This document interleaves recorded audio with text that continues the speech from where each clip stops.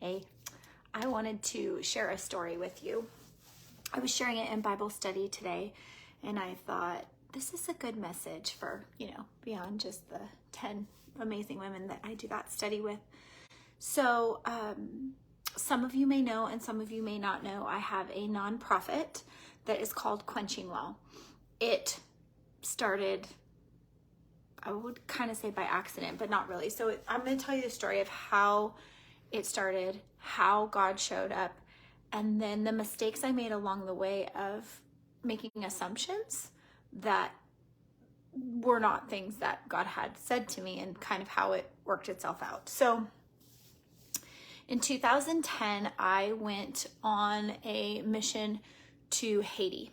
It was in November, and they had an earthquake there in, I believe, February. So it was post-earthquake. We were going to the most rural area of Haiti, kind of at the tip, and the most impoverished area of Haiti as well. So pretty much no resources. That is the hardest mission I have gone on, and I've gone on 12 missions now. Beautiful people of Haiti, wonderful people, and really no opportunity, no services, no food. I mean, it's a tragic situation. And obviously for those of you that have been to Port-au-Prince, it's going to be a little bit of a different experience because that's a large city. We did land there, but I have a fun story about getting there. It was like 4 different planes. Sean Penn was at the airport with us too. Not a very nice guy, unless the cameras were on, and then he hooked it up. And anyway, it kind of became comical that, are we really going to get to where we need to get to? So we got to that missionary area, and all the things that we thought we were going to be doing there changed. So we thought we were going to put in, soccer field and basketball court and dental cases, surgery cases, deliveries, orphanages, all that kind of stuff. And we kind of did that. There were, I think, 62 of us on this trip. But cholera broke out while we were there. So cholera, I didn't know much about. Cholera happens when basically you drink water that's contaminated. It's got feces in it, right? So one thing that I learned on this trip is that they literally did not know to not go to the bathroom close to your water source. So they had a main river. They would all get their water out of there, and they would drink, right? And then they would go to the bathroom. They'd have their animals go to the bathroom. So this entire area gets cholera so bad.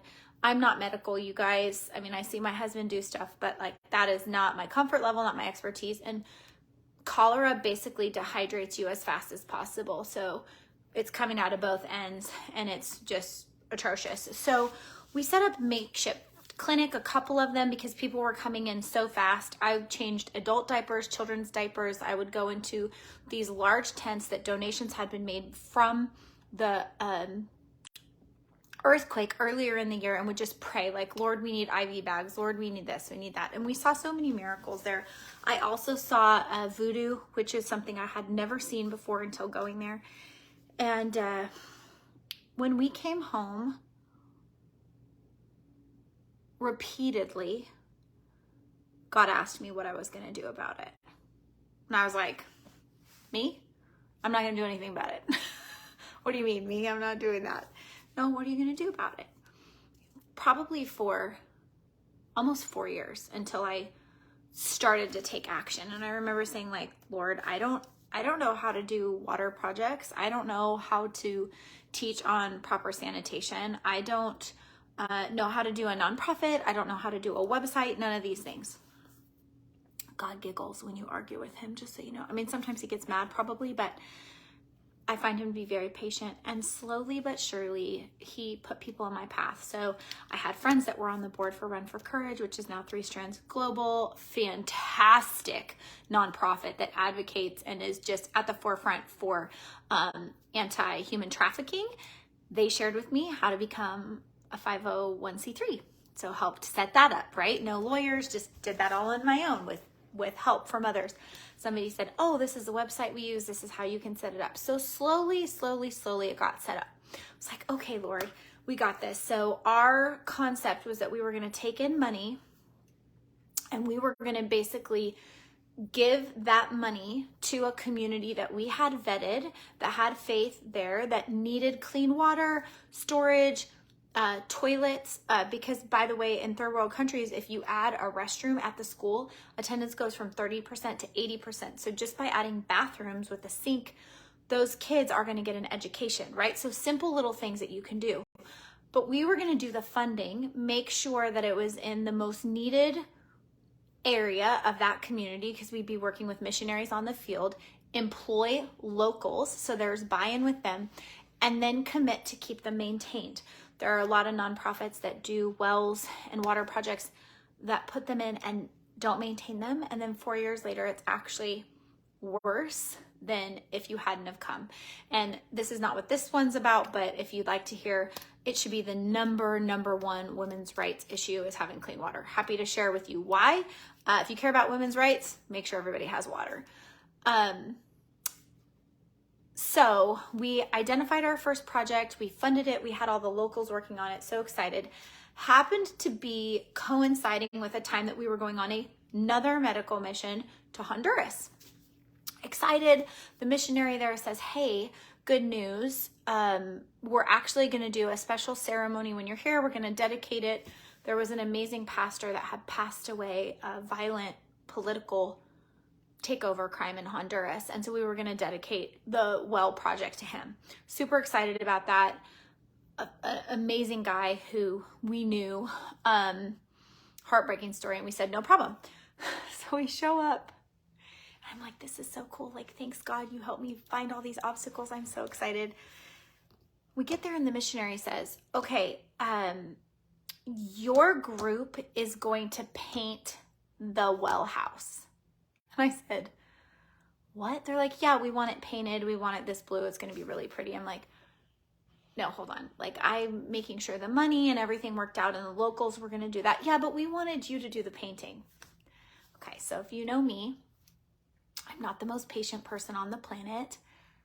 My painting is horrible. I leave streaks everywhere. People say painting's easy. It is not easy for me. I'm horrible at it. My husband was a professional painter. He was a maintenance guy in college for Hewlett Packard. He's really good at painting. So he does not want me to paint anything because he has to go and fix it. So I laughed. I was like, you want me to paint the well building? Oh yeah, by the way, have you seen how white I am? I did not bring anything long sleeve because a lot of those mission trips, I was inside doing clinic work or VBS or whatever. I didn't have a hat. I'm thinking, it's near the equator, like I am gonna get toast, like crispy, right? Another little nugget, this well house is made out of cinder block.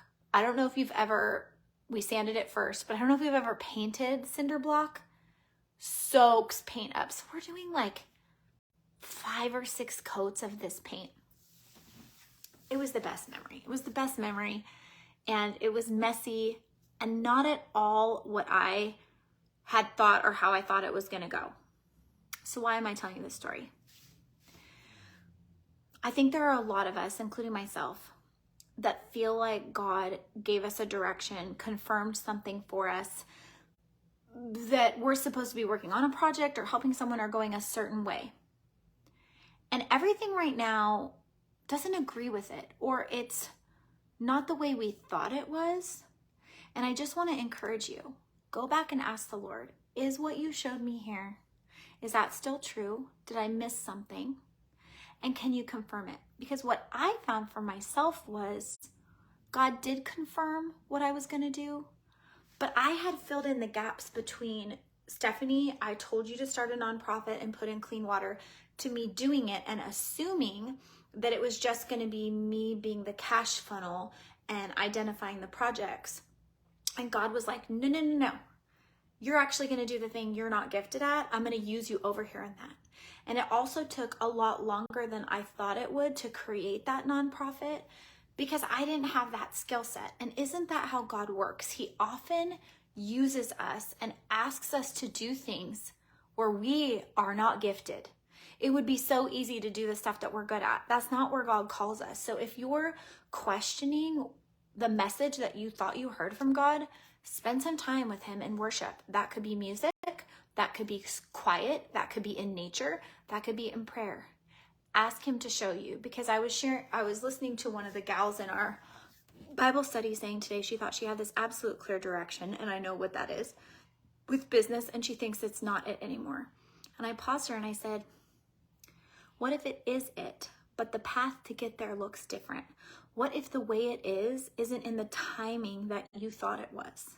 So I want to encourage you to be steadfast. If the Lord told you something, do not lose sight of that. If you feel like, I didn't know that, Frank, that you have a background in water purification, we should chat.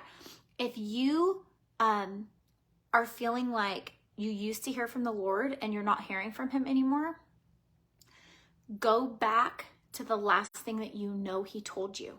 I am not a journaler by nature, but I have developed that skill. I journal my prayers and dreams and thoughts. And if you ask me to pray for you, or I tell you I'm praying for you, I'm very serious about it. Like, I do it. But I can go back in my journal and look at the last time I know that God gave me a direction. And if he's been quiet for a period of time, it's usually because I have not listened to what he said. Either he told me to do something, or he gave me a promise and I'm not believing it. I'm not living in it. I'm using words that are the opposite of it. So I want to encourage you in those areas. We think our path goes like this, and usually it's kind of like this. Depending on how stubborn you are, it might even be, a few U-turns. So I hope that is helpful to you.